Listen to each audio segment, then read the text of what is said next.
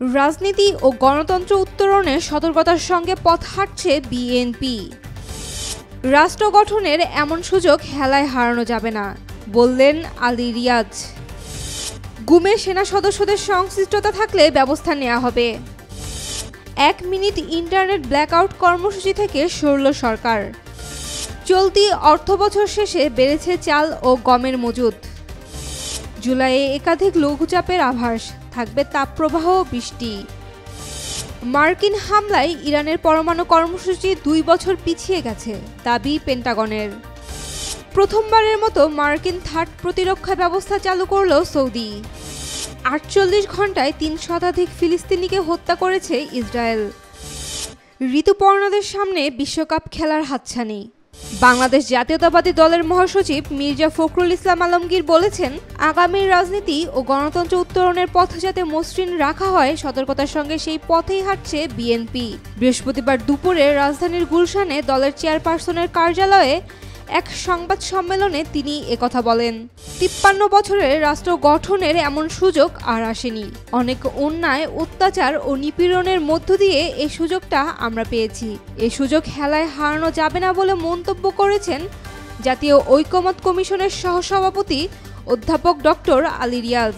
রাষ্ট্র সংস্কারের বিভিন্ন বিষয়ে একমত হয়ে জুলাই সনদ তৈরির লক্ষ্যে আজ বৃহস্পতিবার দ্বিতীয় দফায় 9ম দিনের মতো দেশের রাজনৈতিক দলগুলোর সঙ্গে আলোচনায় বসেছে জাতীয় ঐকমত্য কমিশন। গুমের ঘটনায় সেনাবাহিনীর কোনো সদস্যদের সংশ্লিষ্টতা প্রমাণিত হলে তাদের বিরুদ্ধে কঠোর ব্যবস্থা নেওয়া হবে বলে জানিয়েছে সেনা সদর। সেনাবাহিনীতে থাকা সদস্যদের মধ্যে যারা বিভিন্ন সংস্থায় ডেপুটেশনে কর্মরত, তাদের কয়েকজনের বিরুদ্ধে গুমের অভিযোগ উঠেছে। বিষয়টি তদন্তাধীন রয়েছে বলে জানিয়েছেন military operations directorate colonel staff colonel Mohammad Shafiqul Islam. জুলাই পুনর্জাগরণ অনুষ্ঠানমালায় 1 মিনিট প্রতীকী ইন্টারনেট ব্ল্যাকআউট কর্মসূচির পরিকল্পনা থেকে সরে এসেছে অন্তর্বর্তী সরকার।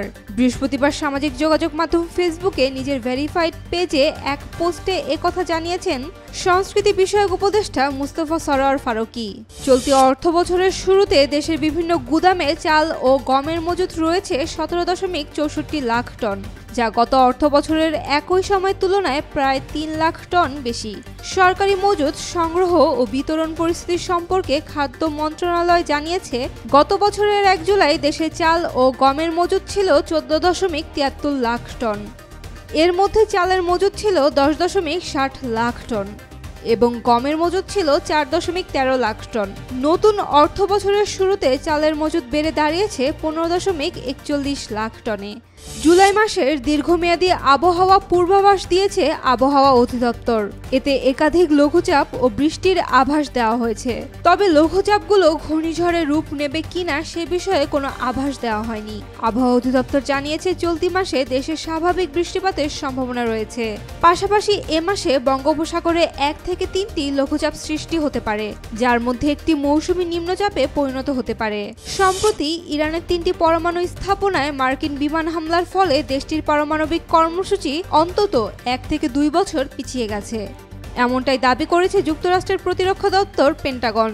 সৌদি আরবের বিমান প্রতিরক্ষা বাহিনী বৃহস্পতিবার এক্স পোস্টে জানিয়েছে, তারা মার্কিন থার্ড ক্ষেপণাস্ত্র প্রতিরক্ষা ব্যবস্থা চালু করেছে।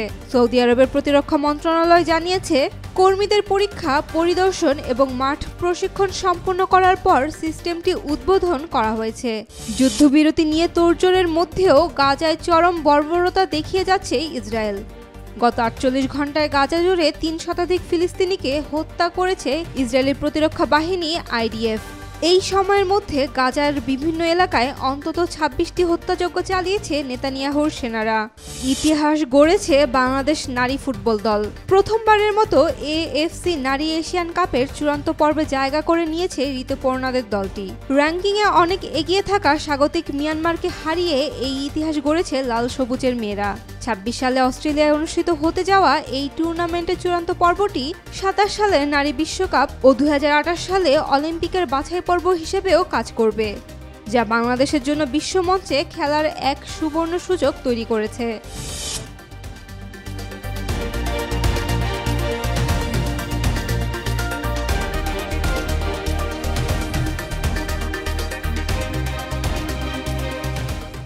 For more updates, follow us on Facebook, subscribe our YouTube channel Get the latest update on www.daily-sun.com.